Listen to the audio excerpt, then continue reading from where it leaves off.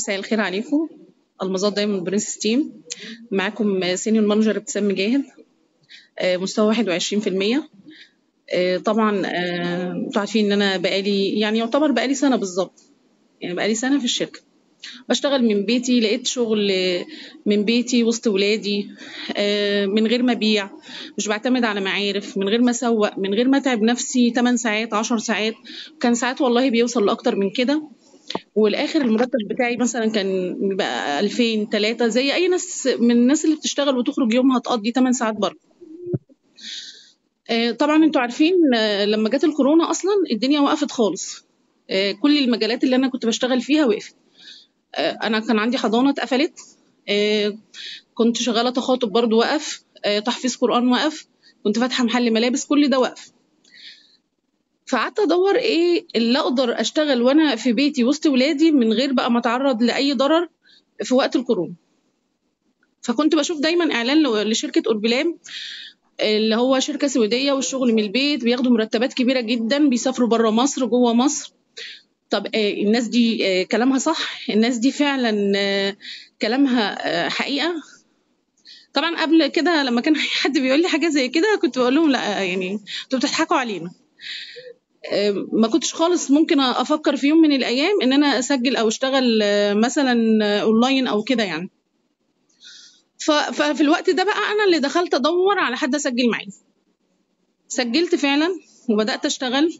شفت نماذج كتير جدا ناجحه في الفريق، ما شاء الله. دبل دايموند انجي مؤسسه الفريق بقى لها 6 سنين، واصله ل7 القاب، محققه نجاح ثالث حاجه على مصر، محققه نجاح كبير. فقلت يعني ما شاء الله الناس اللي ناجحه كتير دي والنماذج اللي ناجحه كتير في الفريق بتاعنا، والفريق كله قلبه على بعضه، ليه ما اكونش زيهم؟ ايه اللي ينقصني ان انا ابقى زي الناس دي؟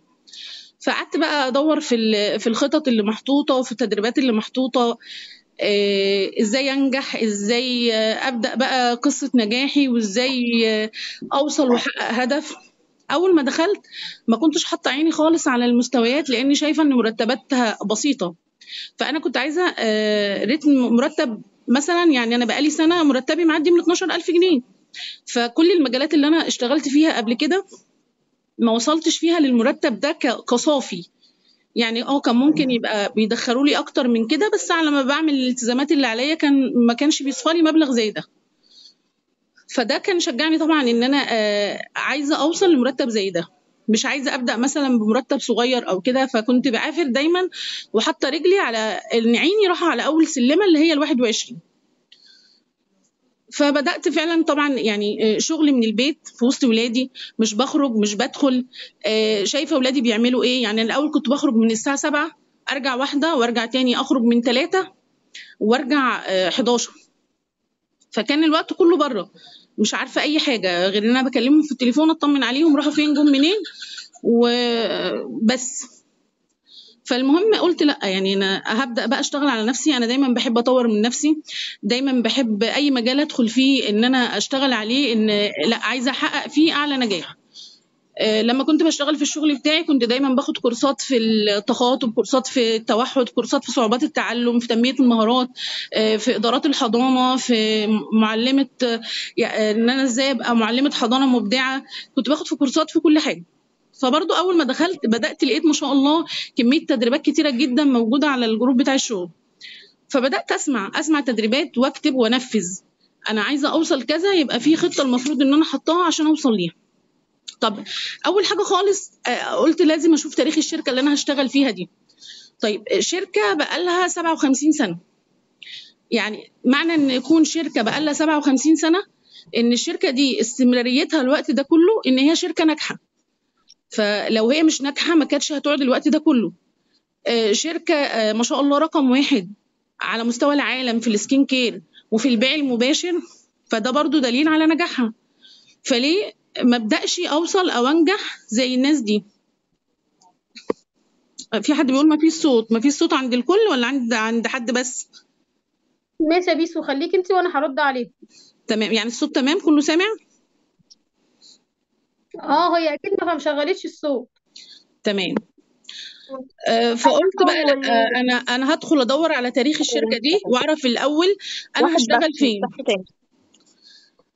فشركه بقى لها 57 سنه وثابته وجودها الوقت ده كله، ده يدل استمراريتها، يدل على ان هي شركه ناجحه موجوده في اكتر من 66 دوله، موجوده هنا في مصر بقى لها 26 سنه.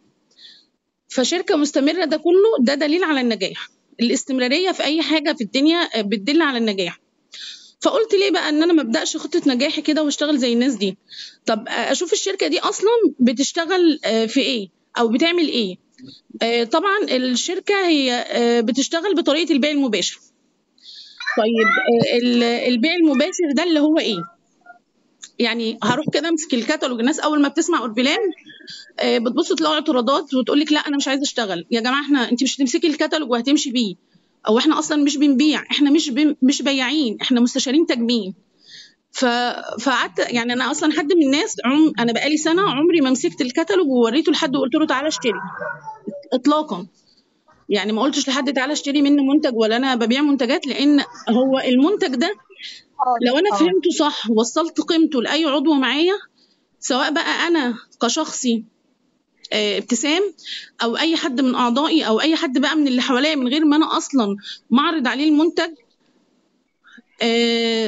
فبالتالي انا هوصل صح.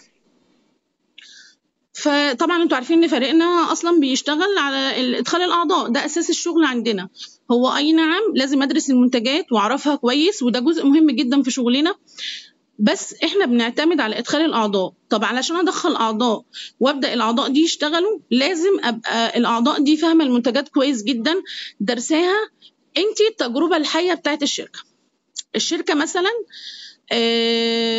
تمام. الشركه مثلا كان ممكن تروح تعمل اعلانات في التلفزيون، تمام، كان ممكن تروح تجيب تفتح محلات. طبعا البرودكت بتاعها مش موجود في اي مكان تاني، منتج طبيعي 100%، منتج علاجي، منتج تجميلي، موجود في الشركه اكتر من 166 دكتور علاج طبيعي، سوري، دكتور جلديه. فكل ده موجود في شركتنا، والمنتج كمان واخد الصرامه الاوروبيه. يعني انتوا عارفين يعني ايه صرامه اوروبيه؟ يعني بيخضع ليها، يعني منتج ما فيهوش 1% اي ضرر، منتج هيعالج. يعني الناس بقى بتبقى مفكره ان هي تدخل شركه تجميل يبقى ميك اب بقى وروج ومش عارفه ايه، لا، ده انت حتى الميك اب والروج منتج، يعني الميك اب والروج معالج، مش ميك اب وروج بس، لا، ده هيبقى مثلا لو مسكره هتبقى معالجه للرموش، بتطول، بتتقل، بتكثف.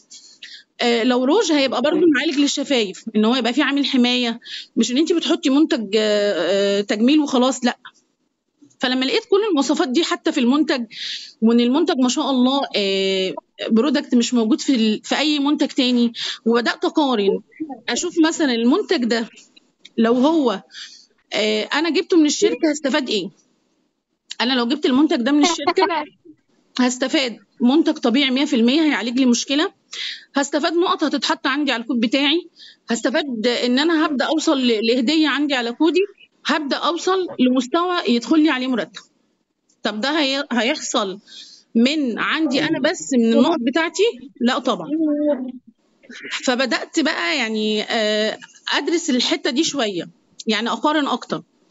شركه سكين كير رقم 1 على مستوى العالم، اللي بيصنع المنتجات بتاعتها علماء مش دكاتره، علماء يعني معاهم شهادات خبره ومعاهم مؤهلات عاليه، مش دكتور عادي. يعني المنتج بيخضع لتجارب كتير جدا على ما يوصلني، منتج ما فيهوش اي كيميكالز ولا اي ضرر على بشرتي، منتج بيجربوه على بشر. يعني المنتج ده لو انا خدته رحت مثلا اديتهم وشي كده يجربوا عليه، فانا لو مش واثقه 100% في الشركه دي مش هروح ان انا اديلهم وشي واقول لهم جربوا عليه المنتج بتاعكم ينفع للاستخدام ولا لا. ففي شركه بتعمل كده. فبدات اقارن بقى بين شركات اللي في نفس مستوى الشركه بتاعتنا، ان اشوف اي شركه بتعمل كده مفيش. طب شركه بتدي مرتبات عاليه جدا، بتسفر سفريات جوه مصر وبره مصر، طب ايه السر؟ طب الشركه ليه مثلا ما بتروحش تبيع منتجاتها في محلات، ما بتنزلش اعلانات في التلفزيونات؟ الشركه بتبيع المنتج من خلالنا احنا بس كاعضاء جمعيه. هي انت بتاخدي المرتب بتاعك عشان انت بتوصلي فكره اورفلين. تعالوا نقيس كده المنتج ده اصلا. اي برودكت جاي من بره او مستورد، روحوا مثلا شوفوا اسعاره دلوقتي عامله ازاي. المنتج ده لما بيجي من بره ويدفع له استيراد تصدير، يدفع له عمولات بقى لشركات تاجر جمله وتاجر قطاعي، ولحد ما وصل للصيدليه او للمحل اللي هو يتباع فيه. شوفوا هو خارج اصلا من الشركه بتاعته بكام. لو هو مثلا الشركه مكلفاه مثلا 500 جنيه، وعلى ما خرج ووصلني واتحط عليه بقى، والمحل اللي هيتباع فيه صرف اناره وصرف بنرات وصرف حاجات كتير على ما وضب المحل المنتج ده، كل ده بياخد مكسب مني. فهو شوفوا سعره كام وانا خدته بكام. طب جيت اقارن المنتج بتاعنا وما استفدتش اي حاجه غير ان انا خدت منتج، والمنتج ده كمان مش طبيعي. المنتج بتاعنا احنا بقى لقيت منتج طبيعي مصنعه دكاتره، ثقه 100%، ما فيهوش 1% اي ضرر على بشرتي او على جسمي او على شعري. بصوا، اي شامبو عندنا في الشركه مثلا بيبقى مكتوب عليه العلامه دي، يعني اللي هو مرخص من وزاره الصحه، يعني امن 100%. اي منتج، حتى البرفانات عالميا رقم 1، الكحول بتاعها طبيعي. فلما تيجوا تقارنوا بين كل ده واي منتج تاني مش هتلاقوا وجه مقارنه. لو وصلتوا ده صح لاعضائكم، صدقوني هيفهموا ان هم شغالين في شركه كيان عظيم، مش اي حاجه، مش شركه عاديه. فجيت بقى اقارن اشوف انا هستفاد ايه لما اكسب المنتج، لما اشتري منتج.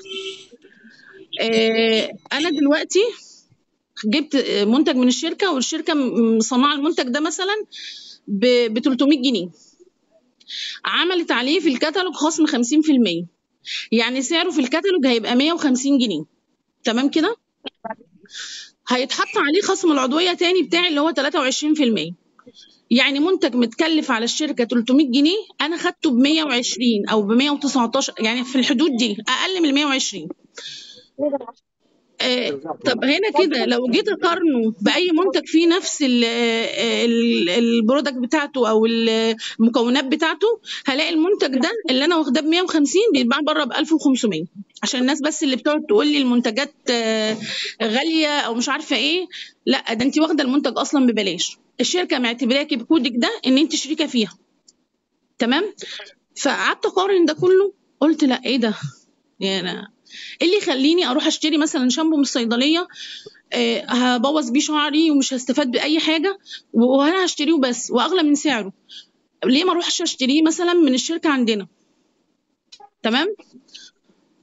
فجيت بدات بقى، لا، انا كده كمان اصلا لما خدت المنتج ده اتحط لي نقط على الكود بتاعي وصلت لهديه، اتحط لي نقط على الكود بتاعي وصلت المرتب، شويه لقيت نازل لي هدايا قد كده على الكود، وشويه بعد الهدايا دي نازل لي مكافاه. ايه ده الكلام بحق بقى، يعني مش بروباجندا ولا اعلان، لا، ده فعلا الشركه بتدي مرتبات، فعلا الشركه بتقدر بقى على الاقل مجهود بنعمله، بتلاقي نفسك الشركه بتكرمك، بتلاقي الفريق بتاعك بيحتفل بيكي، بتلاقي تقديرات ومميزات كتيره مش موجوده في مكان تاني.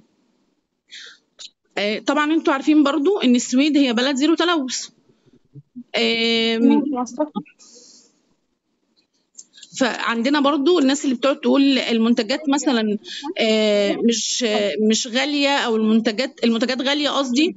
عندنا منتجات كتير في الشركه جدا اقل من 100 جنيه، في عروض كتير جدا زي ما انتوا عارفين، بيسو العروض اللي اقفلي. نازله الشهر ده. انا مش عارفه اقفلها يعني، ابتسامي اقفلي المايكات، مش عارفه اقفلها. اقفلي عشان انت معاكي الهوست، فاقفلي كل المايكات. مم. طب هنستأذنكم اللي فاتح مايك يقفله يا جماعه.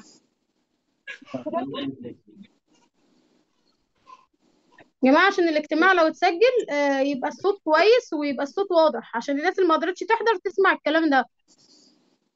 انا كده قفلت على كله.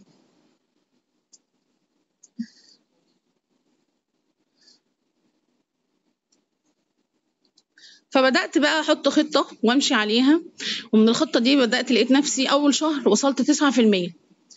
إيه ده أنا داخلة يوم 19 أو يوم 20 وصلت 9%، ونزل لي مرتب مثلا 700 جنيه.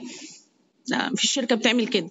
ولقيت نفسي الشركة بتتصل عليا أروح أحضر الصار بيو، وده بقى أخدت فيه معلومات كتيرة جدا شوية، ولقيت نفسي تاني شهر وصلت 12%، لقيت مرتبي نازل أكتر من 2000 جنيه.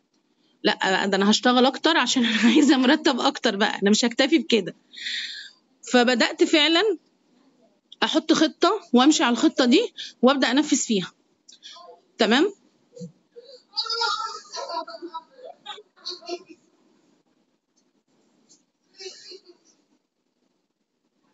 بس يا سون. بيسو الشبكة عندك في حاجة. مم. هي شكلها جت تقفل، ما منزل هي كترت ابتسام. قافله كله. لا هي الشبكة عندها في حاجة.